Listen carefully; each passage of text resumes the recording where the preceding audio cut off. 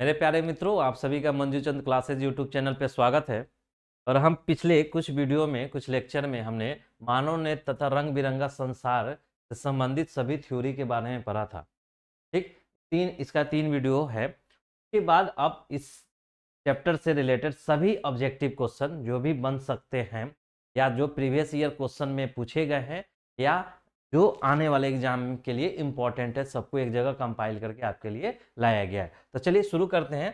Chapter number 3, आपको एक चीज बता दें कि जब अगर फिजिक्स देखिएगा तो चैप्टर नंबर 3 होगा। जब एनसीईआरटी देखिएगा तो एनसीईआरटी में ये चैप्टर आपका, एनसीईआरटी में जो ए है वो आपका है चैप्टर नंबर 11। चैप्टर नंबर क्या होगा? 11 होगा यहाँ पे। ठीक है, एनसीईआरटी में चैप्टर नंबर क्या होगा? 11। ठीक, तो बस ये कंफ्यूज नहीं होइएगा कि क्या है, मानव नेत्र तथा रंग बिरंगा सभी ऑब्जेक्टिव का यहाँ पे सुपारा साफ होगी। चलिए शुरू करते हैं। पहला क्वेश्चन है, एक प्रिज्म कितने सतहों से घिरा हुआ रहता है? देखिए, ये प्रिज्म के बारे में हम 2 जगह पढ़ाए हैं। आपको हमने प्रिज्म के बारे में 2 जगह पढ़ाया। एक तो प्रकाश का अपवर्तन के समय, अपवर्तन के समय हमने बेसिक प्रिज्म के बारे में पढ़ाया था कि प्रिज्म का अपवर्तक कोर कौन होता है, अपवर्तक सतह कौन होता है, कितने सतहों से मिलकर बना हुआ होता है, और उसमें कौन कौन सा सतह जिससे प्रकाश का अपवर्तन होता है।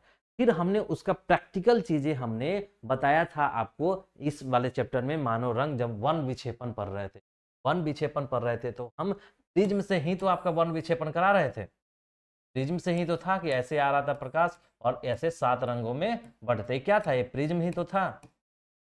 यही बोल रहा है कि प्रिज्म के कितनों सतहों से घिरा हुआ रहता था? 5 सतह रहता है। जैसे देखिए, हम आपको बताए थे जब प्रिज्म का प्रकाश अपवर्तन पढ़ा रहे थे, उस समय पढ़ा रहे थे, तो उस समय ऐसे था कुछ फिगर बना हुआ।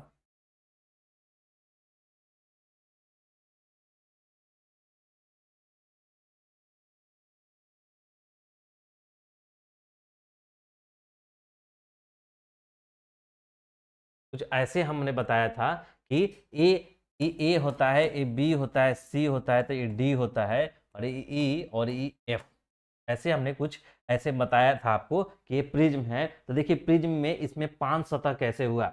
ये देखिए, इसी प्रिज्म का जब हम ए वाला पोर्शन ले लेते हैं तो यही वाला पोर्शन सिर्फ आता है जो ये क्रॉस सेक्शन होता है, यही वाला लेते हैं, और इसका 60 डिग्री हमने बताया था आपको।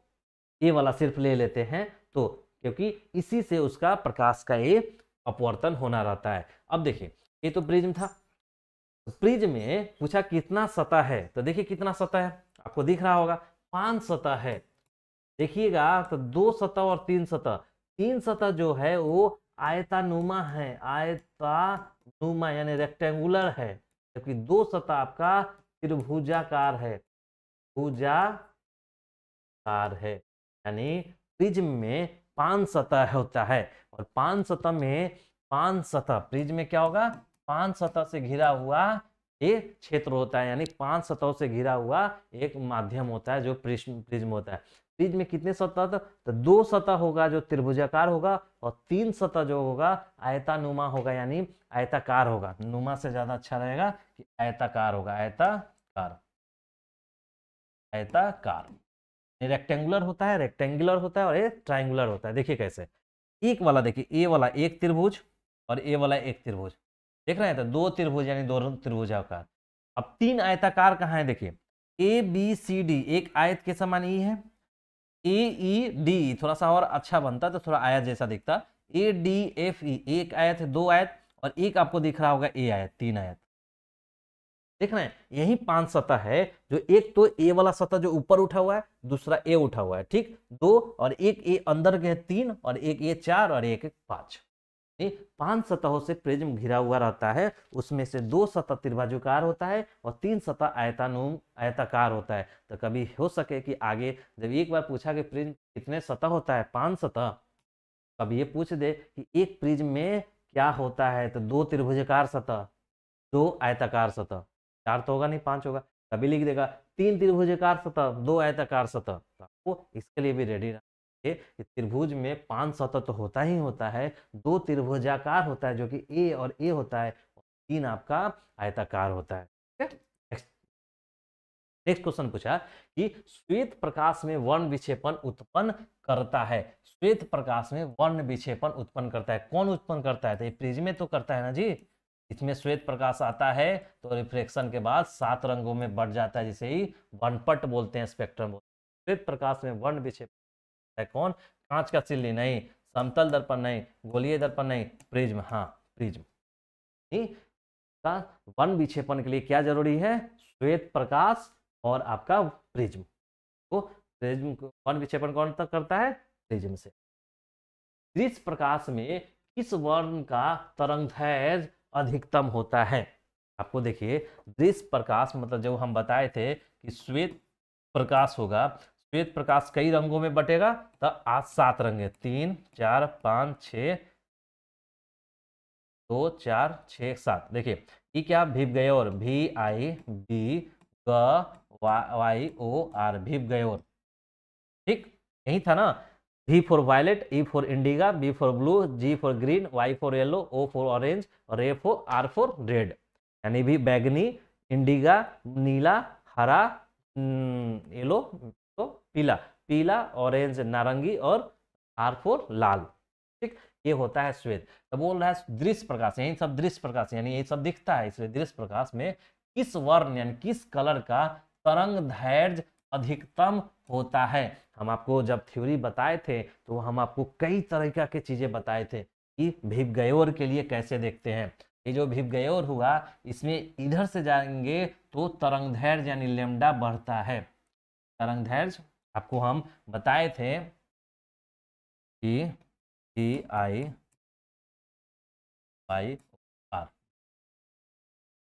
दिख रहा है यहाँ तक। तो देखिए जैसे जैसे इधर जाएंगे तो तरंगदैर्घ्य मेरा क्या होता था? बढ़ता था। तरंगदैर्घ्य बढ़ता था, यानी V का सबसे कम और R का सबसे ज्यादा।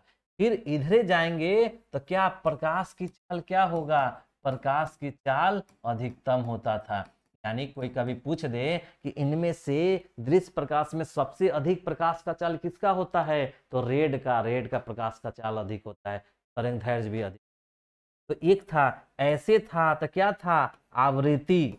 यानी आवृत्ति पूछ दे इनमें से दृश्य प्रकाश के सबसे कम आवृत्ति किसका होता है? तो सबसे कम आवृत्ति R का होता है, यानी लाल रंग का होता है। इसी में फिर अपवर्तनांक पूछ दे तो अपवर्तनांक भी ऐसे होता है।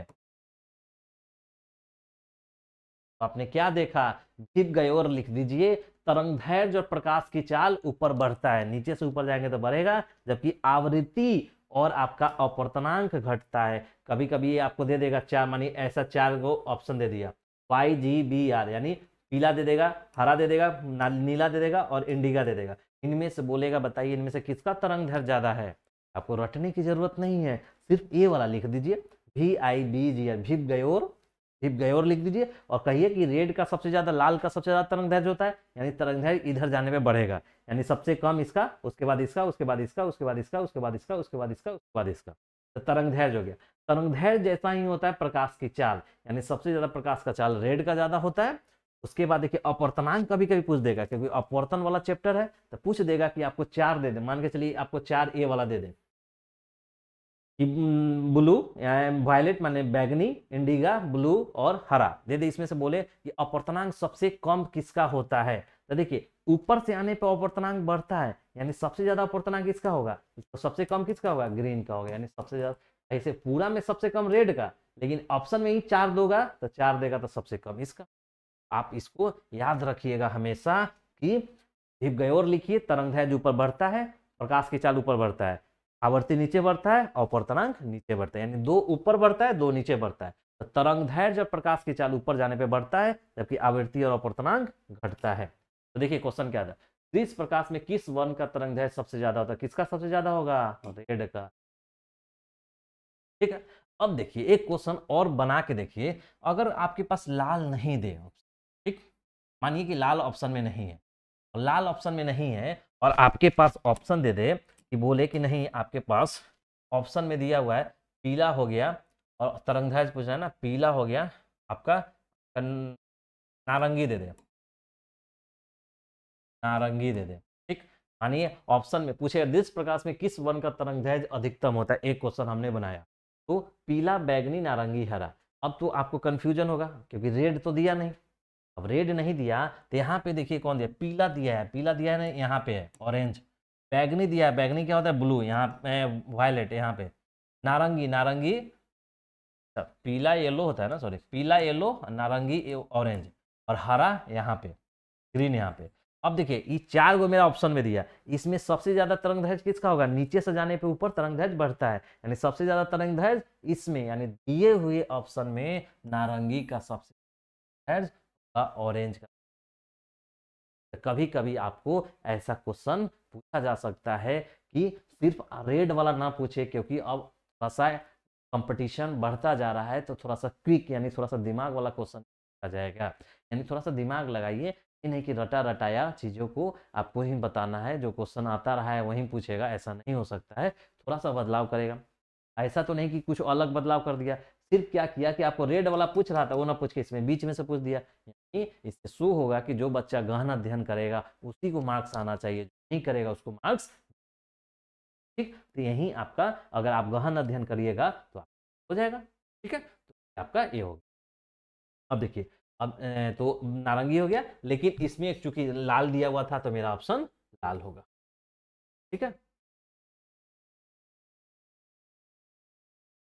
अब चलिए नेक्स्ट क्वेश्चन देखिए, नेक्स्ट क्वेश्चन क्या बोल रहा है, नेक्स्ट क्वेश्चन पूछ रहा है प्रकाश का न्यूनतम तरंग दैर्घ्य होता है। अब जब देखिए, जब हम आपको थ्योरी बता रहे थे तो प्रकाश का बताया कि श्वेत प्रकाश कई रंगों में बढ़ता है, 7 रंगों में, यानी लाल, आपको हमको तो ऐसे भी जानना रहता है, हमको ऐसे ही याद रहता है सिंपल, कि भिवगयोर, भी भिव ग यो अर, भिवगयोर, ठीक। अब इसमें तो हम आपको बताए थे कि लाल का जो होता है 400 नैनोमीटर से शुरू होता है और ये लगभग 700 नैनोमीटर तक होता है। जब हम आपको थ्योरी पढ़ा रहे थे तो चार्ट बताया था और उसमें हम कंपैरिजन करके बताया था कि आपसे कभी पूछा जा सकता है, यानी 400 नैनोमीटर से 700 नैनोमीटर रेंज में श्वेत प्रकाश का तरंग दैर्घ्य होता है। तो आपको पूछ रहा है कि प्रकाश का न्यूनतम तरंग दैर्घ्य कितना होता है, तो देखिए 700 या न्यूनतम 400, यानी देखिए 400 के आसपास वाला कोई ऑप्शन है, देखिए ये कोई फिक्स नहीं है, ये एक रेंज होता है 400 से 700, 400 के आसपास में जो होगा उसी को, 550 ज़्यादा दूर हो गया, 400 के आसपास में क्या है, 380, 100 नहीं, 780 नहीं, 550 नहीं, 180, तो यहाँ भी ध्यान रखिएगा। नेक्स्ट देखिए, दूर दृष्टि दोष वाले नेत्र साफ साफ देख सकता है। हम आपको बताए थे कि दूर दृष्टि दोष है ना, तो आप पहले दृष्टि दोष को हटा दीजिए, दृष्टि दोष को हटा दीजिए, अब बचा क्या आपका दूर, यानी दृष्टि दोष है दूर, इसका उल्टा कर दीजिए, दूर के उल्टा क्या होता है, निकट, यानी वो निकट का नहीं देखता, निकट का वो नहीं देख पाएगा, यानी दूर दृष्टि दोष में दूर का तो देख लेता है लेकिन निकट का नहीं देखेगा, यानी दृष्टि दोष है या दूर है तो दूर का उल्टा क्या होगा, निकट, यानी निकट का नहीं देखेगा। निकट की वस्तु साफ साफ किसको देखेगा, निकट का नहीं देखेगा, तो कौन कहाँ का देखेगा, दूर का साफ साफ दिख जाएगा। तो पूछ रहा है साफ साफ कौन सा देखेगा, तो दूर की वस्तुओं को वो साफ साफ देख लेगा, निकट की वस्तु का नहीं, केवल छोटी वस्तु का नहीं, केवल बड़ी वस्तु का नहीं, दूर की वस्तु देख लेता है। जबकि वहीं निकट दृष्टि दोष में, निकट दृष्टि दोष में क्या बोले थे, दृष्टि दोष निकट का है तो निकट का उल्टा कीजिए, दूर का, यानी दूर का नहीं दिखाई देगा, ठीक है, जिसका दोष उसके उल्टा।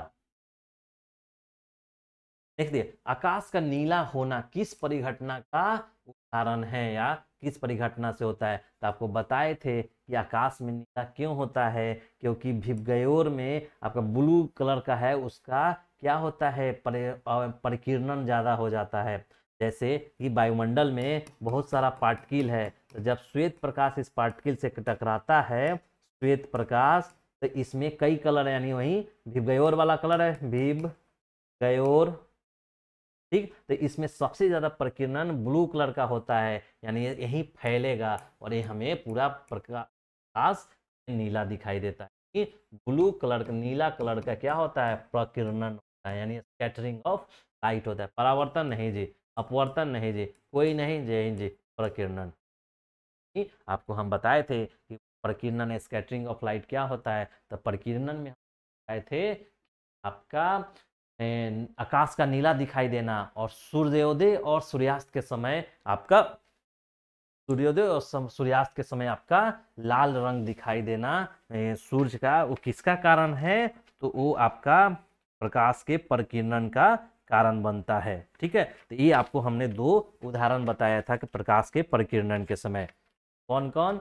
एक तो हमको बताया था आकाश का नीला होना, दूसरा सूर्योदय और सूर्यास्त के समय सूर्य का लाल दिखाई देना का कारण प्रकाश का प्रकीर्णन है। देखिए, स्पेक्ट्रम प्राप्त करने के लिए किसका उपयोग किया जाता है? स्पेक्ट्रम प्राप्त करने के लिए किसका उपयोग करते हैं? प्रिज्म का, क्योंकि यही रंग जाके यहाँ पे अपवर्तन होता है और 7 रंगों में बढ़ जाता है। 2 4 5 1 6 7 रंगों में बढ़ जाता है। तो किसकी जरूरत होगा? प्रिज्म का। दर्पण का नहीं जी, कांच के सिल्ली का नहीं, प्रिज्म का। नेत्र द्वारा किसी वस्तु का कैसा प्रतिबिंब बनाया जाता है? हम आपको बताए थे कि मानव नेत्र क्या होता है? उत्तल दर्पण होता है, उत्तल लेंस का बना होता है। उत्तल लेंस को फिर एक कैसा प्रतिबिंब बनाता है? हमेशा वास्तविक बनाता है, उल्टा बनाता है और छोटा बनाता है। यानी वास्तविक प्रतिबिंब बनाएगा तो उल्टा होगा, ऑब्वियस बात है, क्योंकि वास्तविक उल्टा एक साथ चलता है। और छोटा प्रतिबिंब बनता है, लेकिन हमारे दिमाग में, मस्तिष्क में वैसी व्यवस्था है कि जो उल्टा प्रतिबिंब को सीधा करता है और छोटा प्रतिबिंब को बड़ा करके बताता है। ठीक है, तो हमारा कैसा बना? एक तो बना आपका वास्तविक, वास्तविक वास्तविक बनेगा तो फिर उल्टा बनेगा और भिन्न बनेगा, छोटा बनेगा। यानी ये 3 चीज खोजिए। देखिए, वास्तविक बोला, उल्टा बोला, छोटा बना। ये वास्तविक उल्टा बड़ा नहीं, बड़ा तो नहीं बनता है जी। काल्पनिक नहीं, काल्पनिक नहीं बनता है, काल्पनिक नहीं बनता है। वास्तविक बनता है, उल्टा भी बनता है, बड़ा छोटा नहीं, छोटा बनता है, लेकिन हमारा दिमाग उसको बड़ा कर देता है। ठीक, देखिए तरंगदैर्घ्य का सामान्यतः व्यक्त किया जाता है। तरंगदैर्घ्य किस में व्यक्त किया जाता है? तो देखिए, आप तरंगदैर्घ्य अगर 9th क्लास में पढ़े होंगे, लॉन्गिट्यूडनल वेव और ट्रांसवर्स वेव, यानी अनुप्रस्थ तरंग और अनुदैर्घ्य तरंग। तो तरंग के बारे में देखा गया होगा कि लैम्डा से उसको सूचित किया जाता है और इसका जो मात्रक होता है वो मीटर में होता है।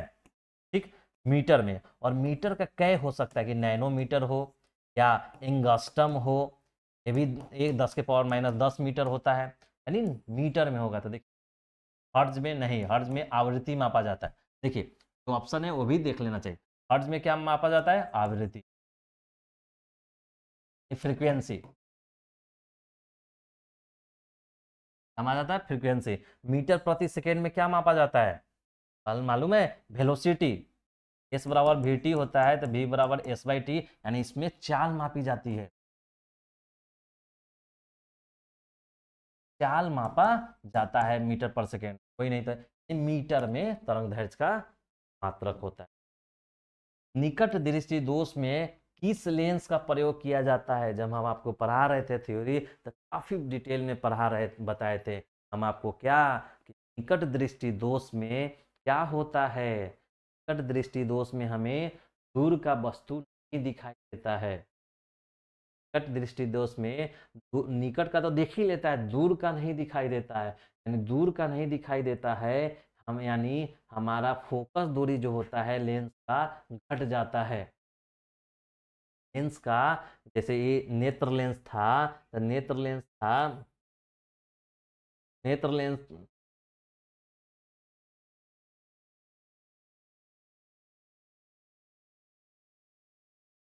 ऐसा ही था ना। तो नेत्र लेंस का जो फोकस दूरी होता है, सिलियरी मेसिया से ढका हुआ रहता, तब उसे कसा हुआ रहता था। तो हम आपको बताए थे कि इसके सामने क्या होता था कि जो कोई किरण आ रहा है, तो क्या होता था कि जब दूर का वस्तु नहीं दिखाई दे रहा है, तो दूर का वस्तु नहीं दिखाई देता था, तो क्या होता था, आगे ही इसका प्रतिबिंब बन जाता था। जबकि यहाँ पे था, तो आगे प्रतिबिंब बन जाता था। तो क्या करना होगा कि इसके पीछे जाए, तो उसने क्या करता था, इसका क्या होता था, देखिए अधिकतम जब अनंत पे में वस्तु रहता था, तो इसका अधिकतम फोकस होता था। अधिकतम तो हम दिख नहीं रहा है, यानी उसके पहले दिख रहा है, यानी इसकी फोकस दूरी कम हो गया रहता है। यानी फोकस दूरी कम हो गया रहता है, तो आपको पावर बढ़ गया रहता है, यानी इसका पावर बढ़ गया है।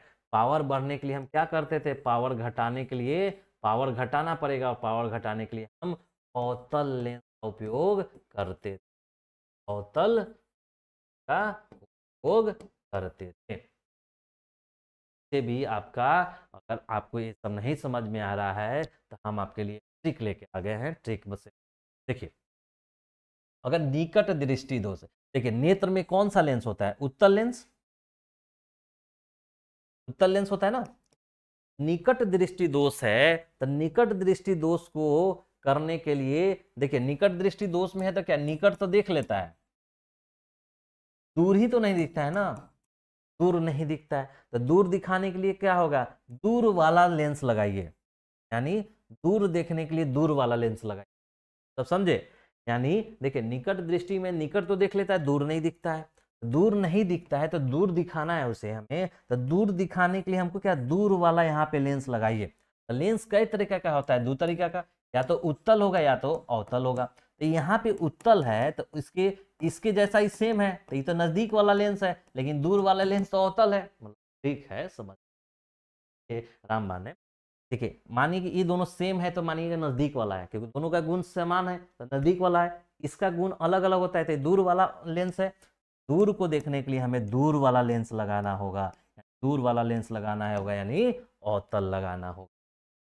ठीक है, अगर अवतल लगाना होगा, अगर बाई द वे मान के चलिए हमको दूर दृष्टि दोष हो, दूर दृष्टि दोष हो, दूर दृष्टि दोष रहे, दूर दृष्टि दोष होगा तो दूर में क्या होगा, दूर तो उसको दिख जाएगा लेकिन नजदीक का नहीं दिखेगा, यानी निकट का नहीं दिखेगा। तो निकट के देखने के लिए हमें क्या करना होगा, यहाँ पे निकट वाला लेंस लगाइए। ये उत्तल लेंस है, उत्तल के निकट वाला, यानी इससे मिलता जुलता कौन लेंस है, उत्तल लेंस। उत्तल लेंस लगा, क्या देखें आपने, आपके लिए एक ट्रिक निकल के आया।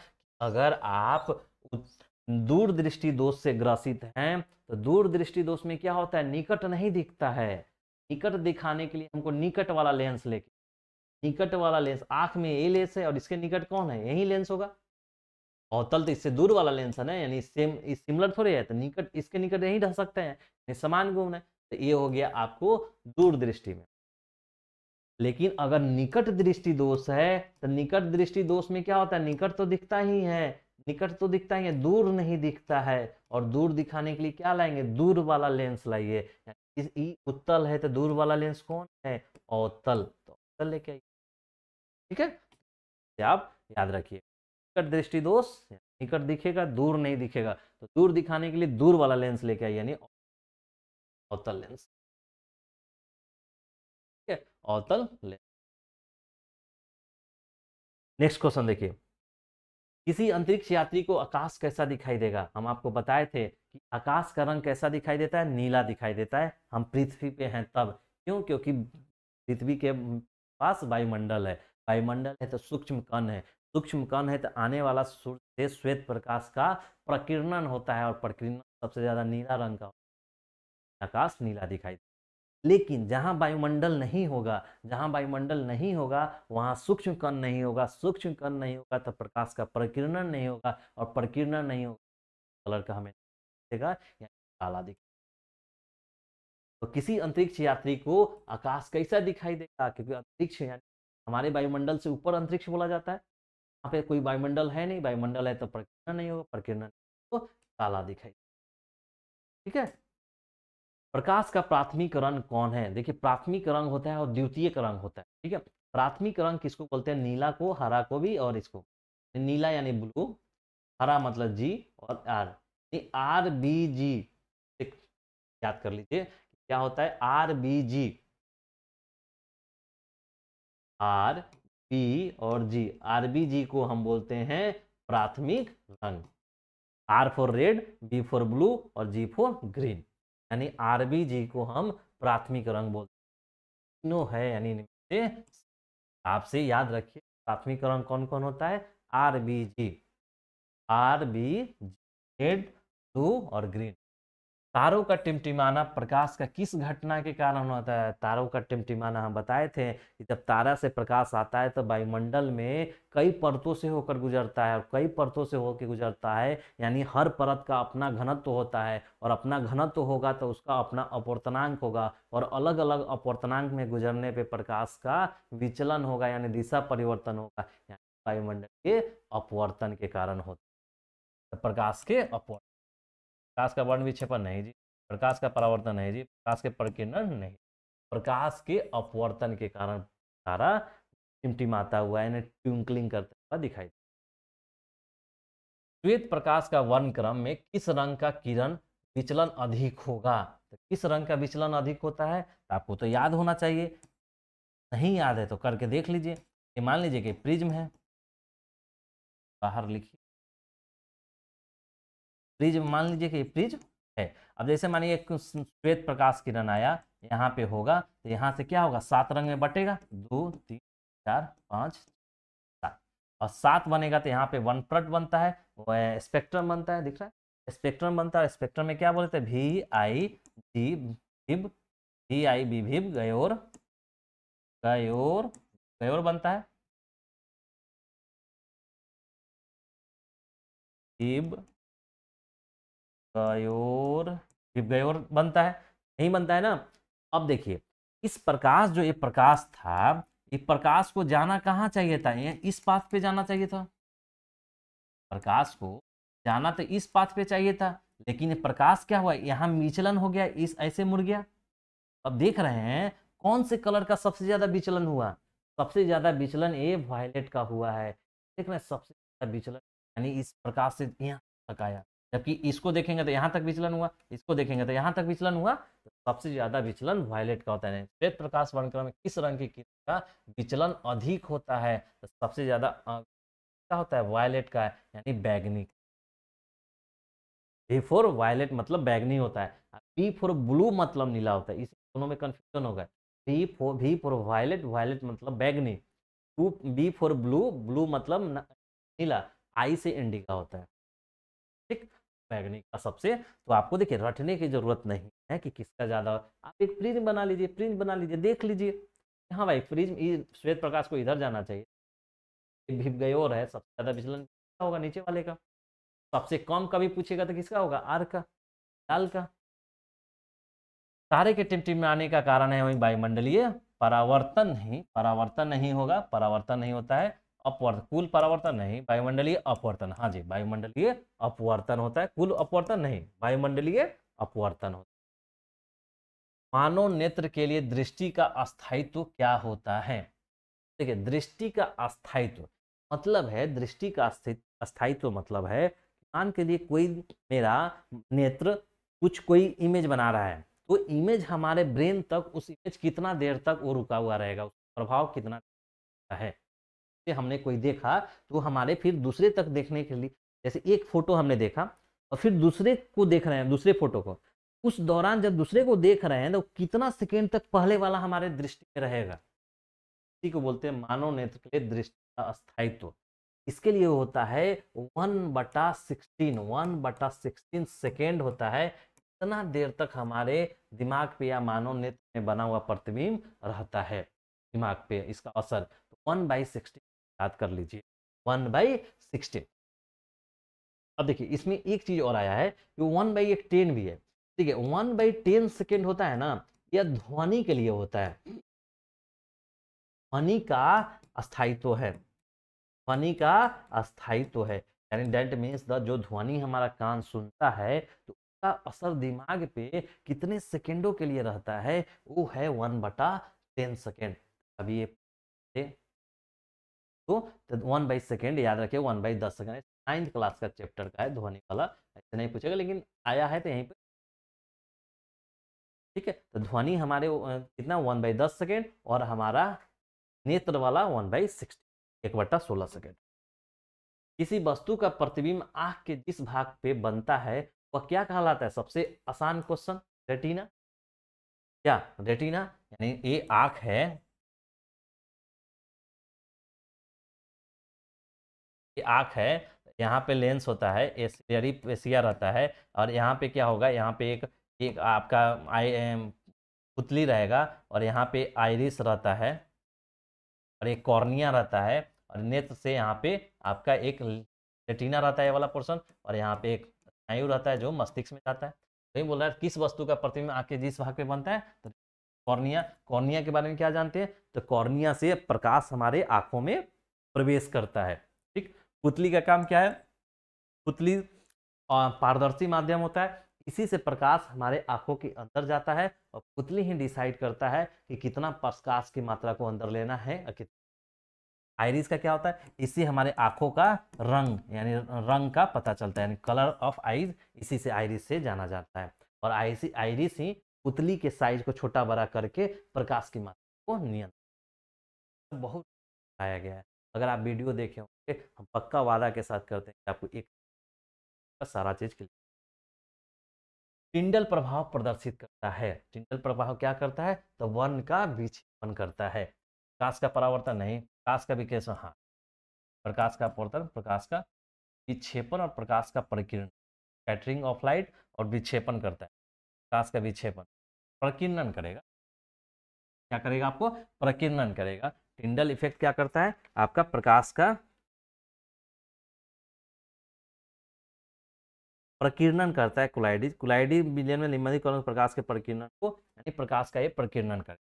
विक्षेपण क्या होता है, यानी स्कैटरिंग होता है, ये आपका स्कैटरिंग ऑफ लाइट, और एक होता है आपका विक्षेपण को क्या बोलते हैं, कुलाइडी, स्कैटरिंग ऑफ लाइट, और एक होता है आपका डिस्पर्सन ऑफ लाइट। अच्छा, डिस्पर्सन, तो वन विक्षेपण, ये वन विक्षेपण प्रिज्म वाला है, प्रिज्म वाला है, वन विक्षेपण होता है, स्पेक्ट्रम बनता है, ये उस हमारा ये प्रकाश का प्रकीर्णन, प्रकाश का प्रकीर्णन यानी स्कैटरिंग ऑफ लाइट का हमने डिफिनीशन ही बताया था, काफी बेहतर डिफिनीशन बताया था कि यही टिंडल प्रभाव होता है। तो उस डिफिनेशन को मैं बता देता हूँ एक बार और, क्या था, किसी कोलाइडी विलयन में निलंबित कणों से प्रकाश के प्रकीर्णन को टिंडल प्रभाव कहा जाता है। किसी कोलाइडी विलयन में निलंबित कणों से प्रकाश, हम आपको एक बीकर बना के बताया था, इसमें तो सिर्फ पानी है, इसमें पानी है लेकिन इसमें सूक्ष्म कण है। तो एक यहाँ से टर्च जला रहे थे हम, इससे तो लाइट क्रॉस कर जा रहा था लेकिन इसमें का लाइट हमें दिख रहा था कि उसका पाथ है, नहीं टिंडल प्रभाव था। टिंडल प्रभाव का हम आपको एग्जाम्पल बताए थे कि एक कमरे में जब किसी वेंटिलेशन से प्रकाश की किरणें आता है तो टिंडल प्रभाव है, या जंगल पेड़ के कैनोपी है वो टिंडल प्रभाव है। ठीक, तो प्रकाश का प्रकीर्णन होता है।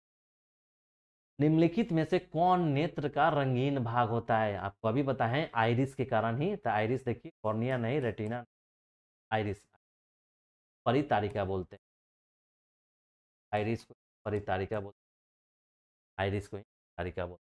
कॉर्निया का वही प्रकाश को रेटिना पे प्रतिबिंब बनता है, पुतली हमारा मात्रा निर्धारित करता है।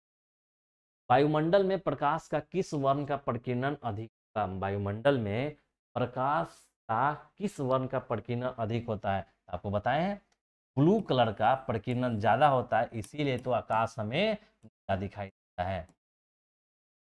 हमारा आकाश क्या दिखाई देता है, नीला, वो है यानी नीला रंग का आपका सबसे ज्यादा प्रकीर्णन स्कैटरिंग ऑफ लाइट होगा। प्रकाश के किस घटना के कारण सूर्य हमें वास्तविक सूर्योदय से लगभग 2 मिनट पूर्व दिखाई देने लगता है, किस कारण ये दिखाई देता है, सूर्य परावर्तन के कारण नहीं जी, वायुमंडलीय प्रकीर्णन के कारण नहीं जी, वायुमंडलीय अपवर्तन प्रकीर्णन के कारण नहीं जी, वायुमंडलीय अपवर्तन के कारण। वायुमंडलीय अपवर्तन जब होता है तो हमें क्या दिखाई देता है, सूर्य, हम आपको बताए थे कि सूर्य जो होता है 2 मिनट पहले और 2 मिनट बाद तक वायुमंडलीय अपवर्तन के कारण ये हमें दिखाई देता है। वायुमंडलीय अपवर्तन एवं प्रकीर्णन प्रकाश के किस घटना, तो वायुमंडलीय अपवर्तन के कारण। निकट दृष्टि दोष को निम्नलिखित में किस लेंस द्वारा हटाया जाएगा, अब देखिए आप ट्रिक से याद करिए, अब ज्यादा नहीं कर, दृष्टि दोष को हटा दीजिए, निकट बचा। निकट में मतलब निकट तो देख लेता है, निकट में निकट दृष्टि, निकट तो सही रहता है, दूर इसका खराब रहता है। तो दूर को देखने के लिए कौन सा लेंस लगाना होगा, दूर वाला लेंस। आंख में मेरा रहता है अवतल, आंख में रहता है उत्तल, और उत्तल के दूर का कौन सा लेंस होता है, अवतल, अवतल लगाना। दृष्टि दोष को दूर करने के लिए अवतल लेंस लगाना पड़ेगा। किस रंग का विचलन न्यूनतम होता है? आपको अभी हम बताए थे, पूछ सकता है किस रंग का विचलन न्यूनतम होता है। तो देखिए यही बनता है ना 7 पट्टी का, इधर भी वायलेट रहता है, इधर आर, यानी आर का सबसे कम विचलन होगा, आर का सबसे कम विचलन होगा, तो लाल रंग का सबसे कम विचलन होता है। इसी के कारण इसे हम खतरों के सिग्नल के लिए यूज करते हैं, क्योंकि इसका विचलन कम होगा तो ये लंबी दूरी तक ट्रेवल करेगा। ठीक है। तरंगदैर्घ्य को सामान्यतः व्यक्त किया जाता है क्या? कैंडेला में नहीं, जूल में नहीं, एम्पियर में नहीं, एंगस्ट्रम में। मीटर का एंगस्ट्रम, मीटर का मात्रक, मीटर को डिनोट एंगस्ट्रम में करते हैं। ठीक है। तब जूल को किस में करते हैं? ऊर्जा को या उष्मा को। ठीक है। एम्पियर में किसको कहते हैं? विद्युत को, विद्युत धारा, इलेक्ट्रिक करंट। और कैंडेला को किसको करते हैं? मोल वोल के लिए कैंडेला का यूज किया जाता है। और एंगस्ट्रम इसका आपका तरंगदैर्घ्य। किस लेंस का उपयोग दीर्घ दृष्टि दोष के दूर संशोधित करने के लिए किया जाता है? तो देखिए दीर्घ मतलब वही दूर, यानी दूर दृष्टि दोष, यानी दूर के लिए, दूर दृष्टि है तो यानी दूर तो हमें दिख जाएगा, निकट वाला नहीं दिखेगा। दूर दृष्टि में निकट वाला नहीं देखेगा, और निकट वाला देखने के लिए हमको क्या चाहिए? निकट वाला ही लगाना होगा। तो इसके उत्तल लेंस हमारे आंख में, इसका निकट वाला कौन है? इसके मिलता जुलता कौन है? उत्तल, यानी उत्तल लेंस। कितना हमने छोटा कर दिया आपके लिए। बस दीर्घ, यानी दीर्घ जो नहीं दिखता है उसको वही लेंस लगाना है। दीर्घ में दीर्घ वाला, दूर वाला तो दिख जाएगा, निकट वाला नहीं दिखेगा। निकट वाला देखने के लिए हमें निकट लेंस लगाइए। उत्तल का निकट कौन है? उत्तल। सामान्य नेत्र के लिए दूर बिंदु होता है, आपको बताए थे। जो दृष्टि परास हमने बताया था, दृष्टि परास यानी range of vision. Range of vision क्या बताया था? कि आपको अनंत से छोटा, अनंत से छोटा और 25 सेंटीमीटर से बड़ा, 25 सेंटीमीटर से बड़ा हमारा दृष्टि परास होता है। यानी हमारा फार पॉइंट जो होता है, दूर बिंदु क्या होता है? दूर बिंदु इन्फिनिटी होता है, और निकट बिंदु,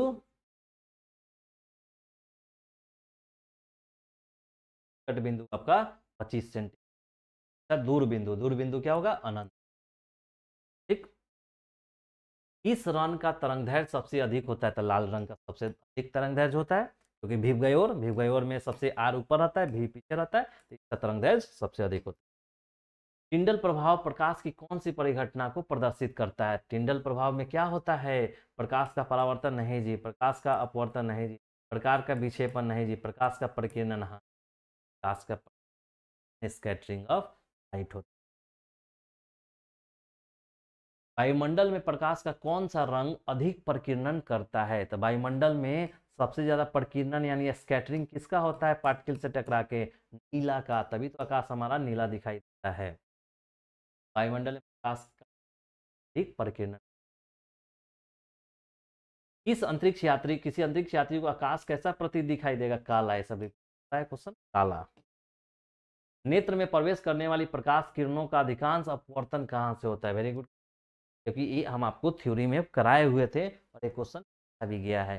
बोल रहा है कि नेत्र में प्रवेश करने वाली प्रकाश किरणों का अधिकांश अपवर्तन कहाँ होता है? तो आपको हम बताए थे कॉर्निया के बाहरी पृष्ठ होता है।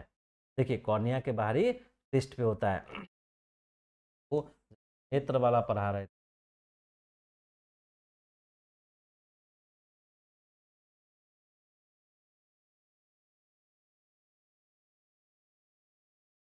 आपको नेत्र पढ़ा रहे थे, नहीं ना बताए थे आप? नेत्र लेंस है, और आपका ये कॉर्निया है, कॉर्निया था, और यहाँ पे आपका एक पुतली होता है, और यहाँ पे एक पुतली से जुड़ा हुआ रहता है आपका आइरिस, ऐसे रहता है। तो हम आपको क्या बताए थे कि जब भी हमारा प्रकाश कोई आता है, किसी वस्तु से टकरा के प्रकाश आता है, तो हमारे आंखों पे पड़ेगा तो सबसे पहले कॉर्निया से टकराएगा, और कॉर्निया से हूँ पर प्रकाश हमारे अंदर प्रवेश करता है। तो देखिए इधर कोई माध्यम अलग, इधर माध्यम अलग होता है, और कॉर्निया के जस्ट बाहर के माध्यम अलग। यहीं पे एक क्या होता है? परिवर्तन होता है। फिर आपको ये भी बताए थे कि यहाँ पे क्या होता है, एक्वस ह्यूमर होता है, यानी जलीय द्रव्य रहता है, एक कचाप द्रव रहता है, कारण अपवर्तन सबसे ज्यादा ही पृष्ठ। अभिनेत्र लेंस पे नहीं जी, नेत्रोद में नहीं जी, दृष्टि पटल में नहीं, सबसे ज्यादा यहाँ के बाहरी पृष्ठ। पुतली के साइज को कौन नियंत्रित करता है? अब देखिए पुतली के साइज को कौन नियंत्रित करेगा, बताए थे आइरिस का है। क्यों? क्योंकि हम आपको आंख बता रहे थे, आंख ऐसे बताए थे ना,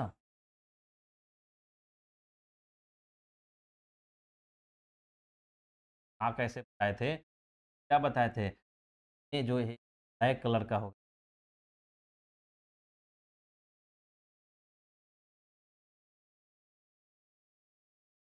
बताए थे कि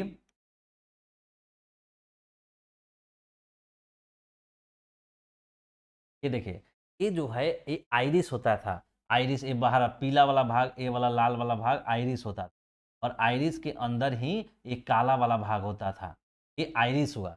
और आइरिस के अंदर ई वाला का, तो देखिए ई वाला लाल वाला जो है आइरिस हुआ, काला वाला भाग है, जो काला वाला है उसको ये बोलते हैं, यानी प्यूपिल। और ये जो ई वाला रहता है ये सब सफेद रहता है, ये कैसा रहेगा कलर में, सफेद रहता है, ये वाला सब क्या होता है, ये सफेद रहता है, सब सफेद रहता है।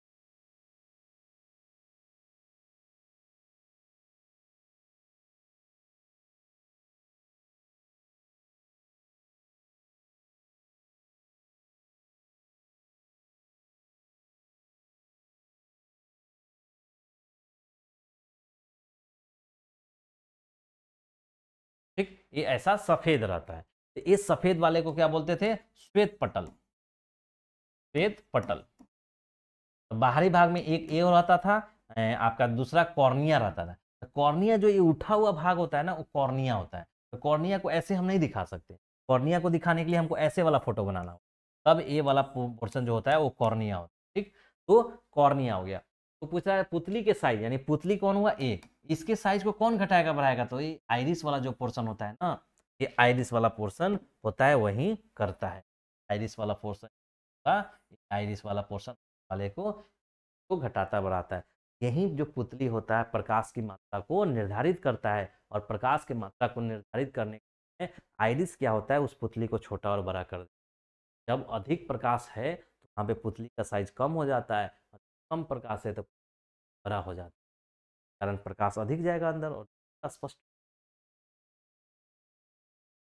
देखिए किसी दृष्टि दोष को अवतल और उत्तल लेंसों से बने द्विफोक्सी lens, bifocal lens, bifocal, bi मतलब दो होता है, फोकल मतलब फोकस, द्विफोक्सी लेंस वाला संशोधन कौन सा है?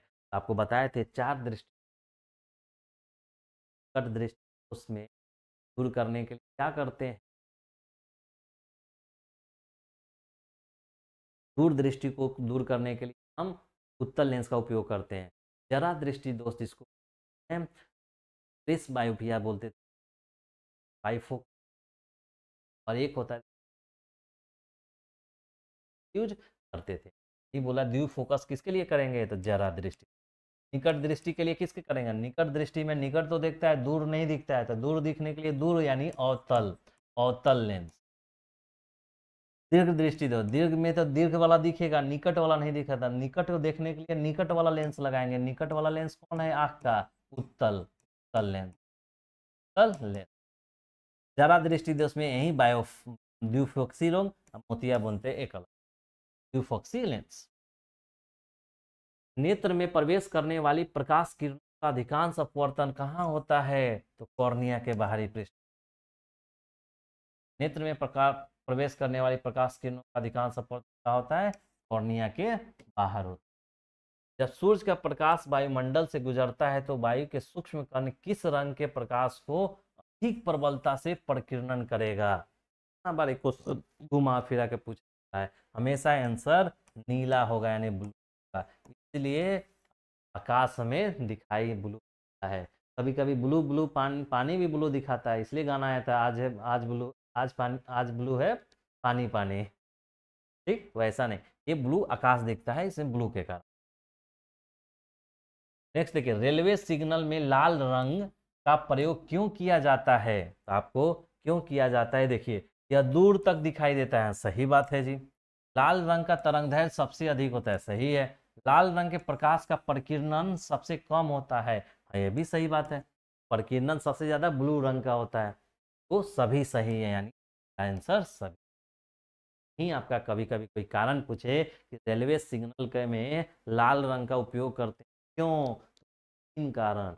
एक तो पहला है दूर तक दिखाई देता है, हाँ जी दूर तक तो दिखाई देता है। लाल रंग का तरंगदैर्घ्य सबसे अधिक होता है, प्रकाश का प्रकीर्णन लाल रंग के प्रकाश का प्रकीर्णन से कम होता है। देखिए दीर्घ